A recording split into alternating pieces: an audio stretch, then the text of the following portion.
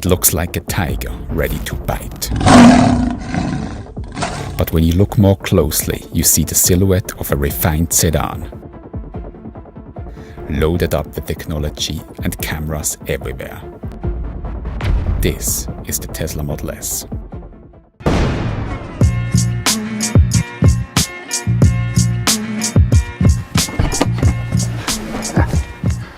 Welcome to a new series called TechIn5, a series where I look at tech in 5 minutes.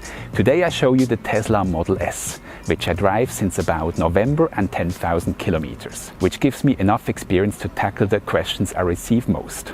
Everything concerning charging and range, what are the difference to a fossil fuel car, and autopilot, does it really drive itself? To start off with the range, let's drive to Lugano and find out how long I have to charge after 180 kilometers driven. Let's take off.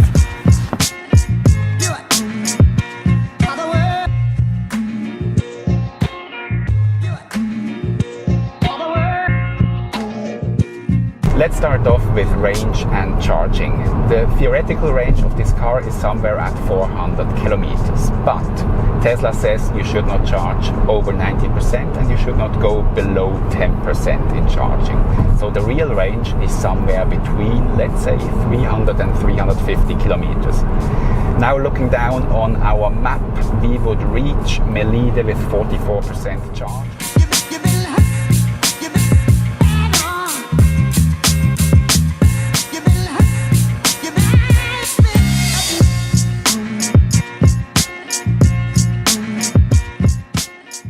End up at about 10 to 20% battery.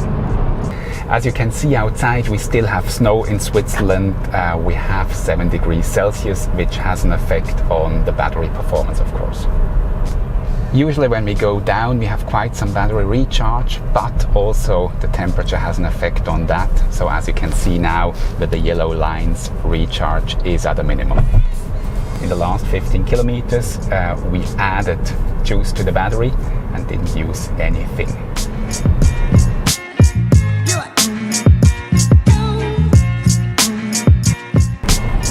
We are at the end of our range test. We have 15% battery and we're closing in on the supercharger in Montegeneri.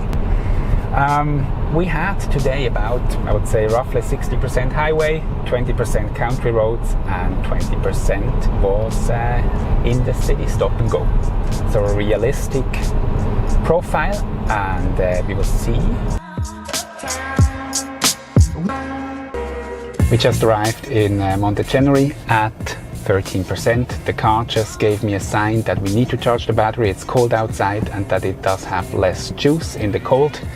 So we did from 89% to 13, we did 260 kilometers and we used an average of 190 watts.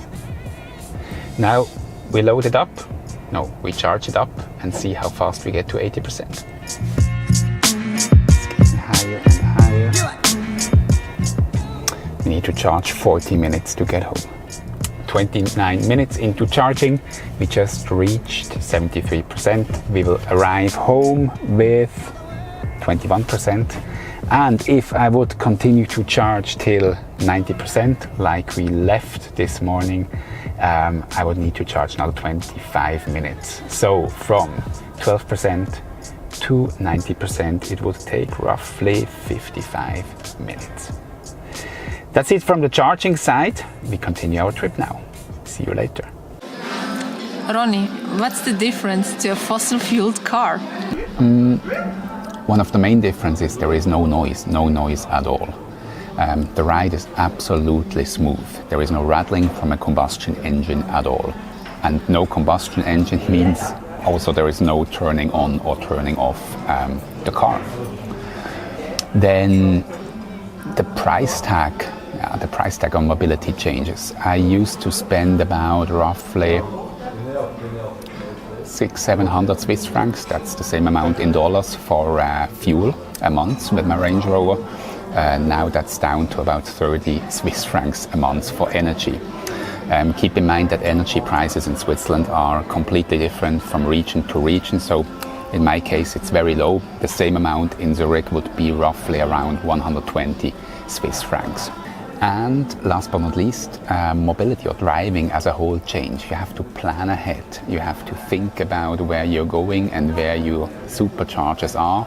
I'm glad in Europe superchargers are just everywhere. So when we took a ride to Italy, we did 3 days, 1,700 kilometers. We planned ahead, and you see basically more of your journey. You take a cup of espresso while you charge, like we do now. That's it. Next stop, or next topic, autopilot.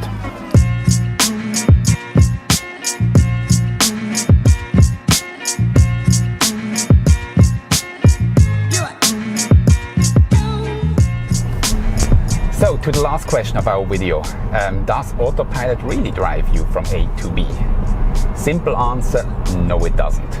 It does soon if you ask Tesla, but currently there are some limitations.